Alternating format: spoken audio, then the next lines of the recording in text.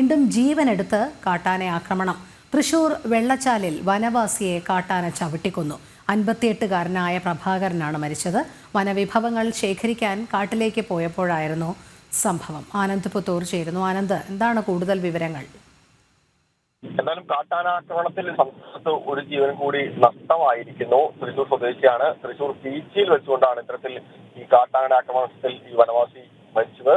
താമര വെള്ളച്ചാൽ ഊര് നിവാസി പ്രഭാകരനാണ് ഇന്ന് രാവിലെയോടുകൂടി ഇത്തരത്തിൽ വനത്തിൽ അകത്തേക്ക് വനവിഭവം ശേഖരിക്കാൻ പോയ സമയത്ത് ആന ആക്രമിച്ചു കൊന്നത്.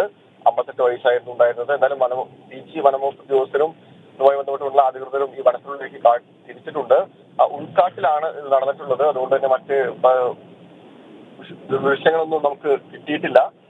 എന്നാലും വനംവകുപ്പ് ഉദ്യോഗസ്ഥരും ബാക്കിയുള്ള ആളുകളും അതുമായി ബന്ധപ്പെട്ടുള്ള അധികൃതരും വനത്തിനുള്ളിലേക്ക് തിരിച്ചിട്ടുണ്ട്. അല്പസമയത്തകം തന്നെ ഇയാളുടെ മൃതദേഹം കണ്ടെടുക്കുമെന്ന് തന്നെയാണ് അറിയാൻ സാധിക്കുന്നത്.